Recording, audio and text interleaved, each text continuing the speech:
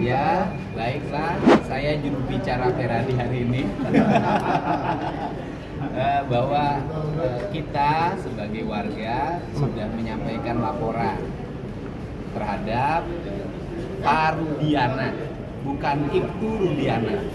Saya katakan sekali lagi, laporannya adalah laporan terhadap Rudiana, bukan Ibtu Rudiana.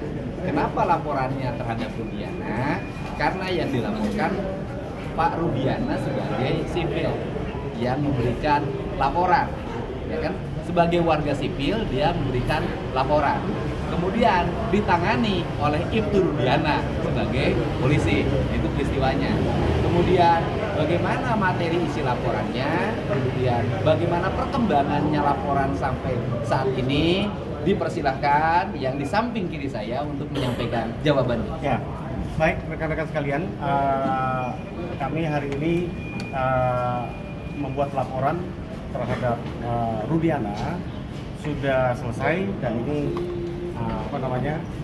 laporannya, bukti tanda terima laporannya ya sudah diterima.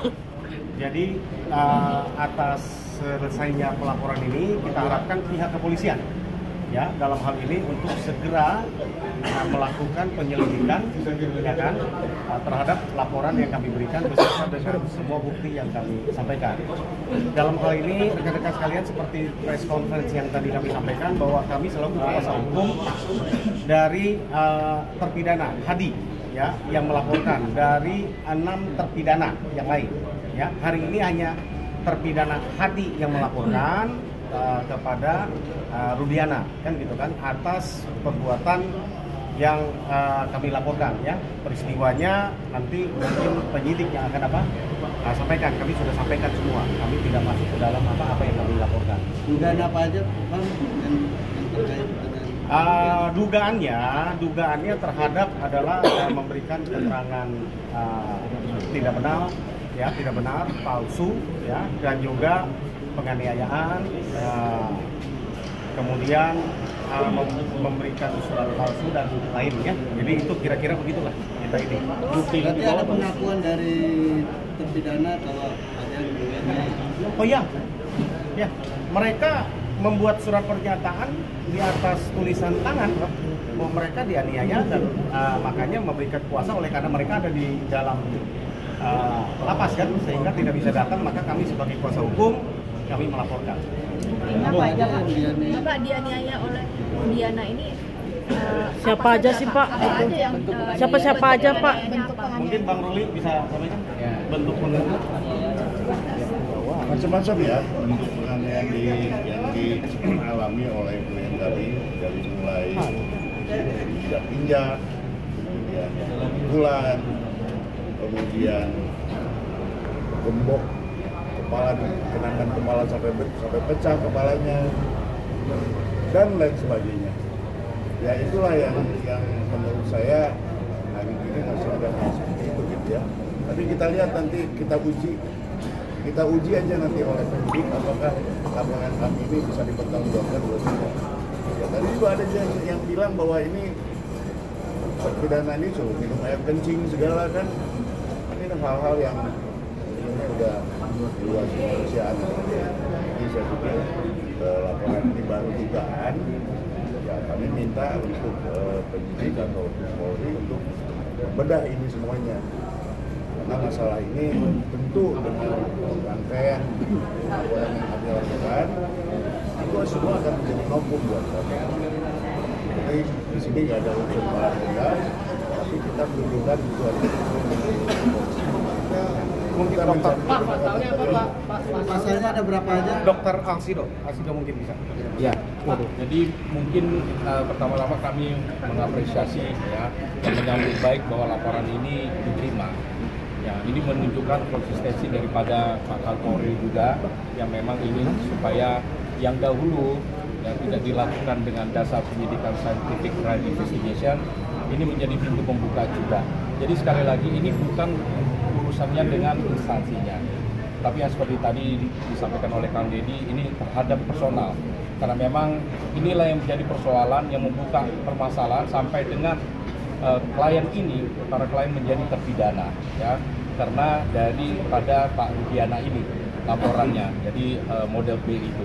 Nah, ini kami harapkan dengan adanya laporan ini diterima, semoga nanti kebenaran ini bisa dapat diungkapkan. Pasalnya Bang? Terapkan pasal berapa aja? Silakan Pak Jutek. Ya, silakan pasalnya dibaca. Pasalnya yang kami laporkan ada 422, pasal 351, pasal 335, 242, ya antaranya itu. Nanti kita biar penyidik lah yang apa namanya yang menentukan ya. Masing-masing ancamannya sendiri Bang. Masing-masing ancamannya sendiri. Laporan Pak Rudiana ini kan saling berkaitan juga dengan dua laporan sebelumnya ya, Pak RT Pasren dengan Pak AR dan DD. Nah, harapannya ini apakah penyelidikannya untuk digabung saja atau seperti apa Pak? Gini, karena peristiwanya kan tentu berbeda, yang dituduhkan, yang dilaporkan berbeda.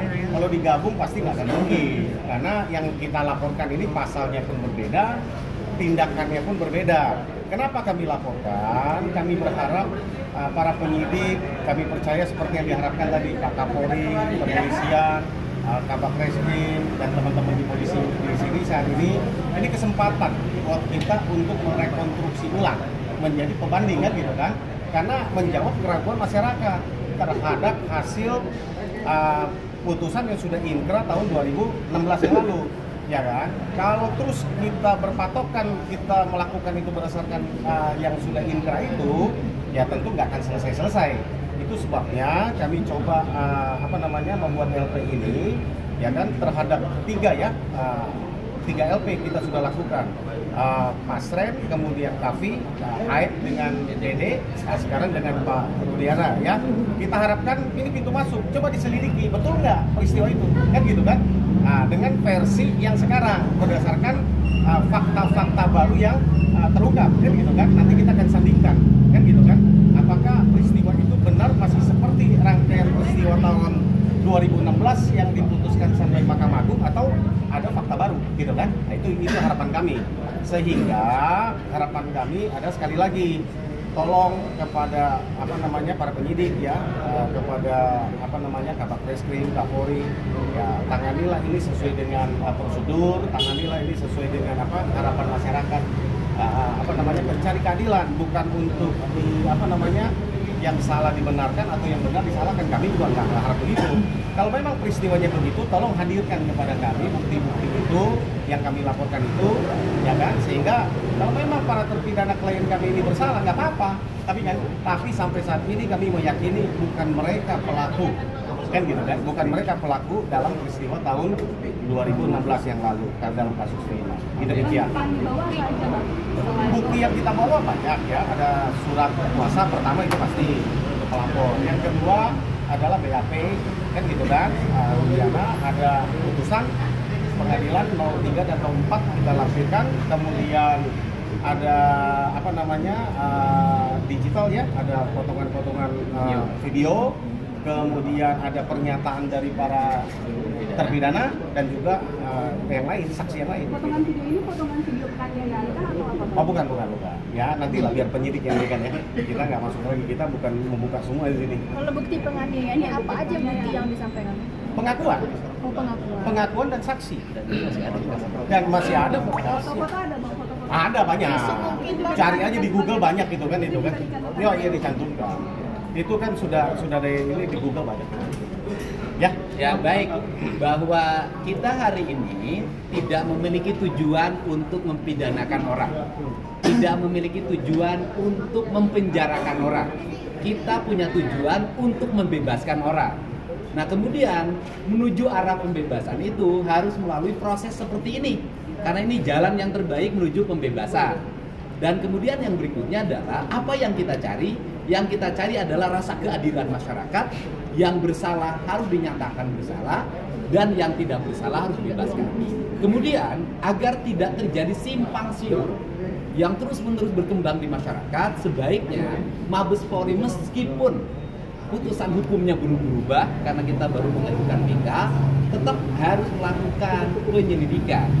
Di antaranya investigasi yang dilakukan Mabes Polri adalah menentukan apakah peristiwa Eki dan Vina ini peristiwa pembunuhan atau peristiwa kecelakaan. Nah, ini yang harus segera dilakukan oleh Mabes Polri. Saya pikir Mabes Polri memiliki kemampuan menganalisis peristiwa ini secara baik. Karena apa? Karena tahun 2016 itu belum jadul. Masih tahunnya adalah tahun digital. Handphone dari para terpidana masih ada. Itu kan tinggal handphonenya dinyalakan, kemudian dibuka handphonenya, itu akan terbuka kelihatan percakapannya, posisi para terpidana di mana, sehingga kita tidak cocok logi berdasarkan sains. Kemudian yang berikutnya juga saya meminta agar CCTV-nya juga dibuka. CCTV yang dibuka bisa dua. Yang pertama, kalau ingin mengejar tuduhan pelemparan, buka CCTV-nya Indomaret. Karena posisi mereka, SMP 11 itu di sampingnya ada Indomaret. Kalau kemudian CCTV terjadinya peristiwa kematian Eki dan Vina, itu kan ada di flyover. Kemudian dari sisi letak geografis, saya juga ada pertanyaan besar dari saya. Pertanyaan besarnya adalah, peristiwa Eki dan Vina meninggal itu di flyover berada di posisi Kabupaten Cirebon. Tetapi kenapa ditangani oleh Polresta Cirebon? Ini juga pertanyaan yang mesti dijawab sebenarnya dari sisi aspek SOP penanganan yang harus dilakukan. Itu saja pernyataan dari kami. Semoga pelaporan ini adalah pelaporan yang akan segera ditindaklanjuti, dan hari ini Bareskrim Mabes Polri menjawab keraguan publik. Apakah Pak Rudiana bisa dilaporkan? Apakah pelaporannya akan diterima? Apakah akan diproses? Dan ternyata Bareskrim Mabes Polri menerima dan akan memproses. Untuk itu saya mengucapkan terima kasih pada Pak Kapolri, kepada Pak Kabar Eskrim atas upayanya membuka kasus ini seluas-luasnya agar masyarakat kita bisa mendapatkan keadilan yang terbuka. Jadi jangan lupa untuk subscribe Cumi Cumi. Ditekan ya tombol lonceng merahnya.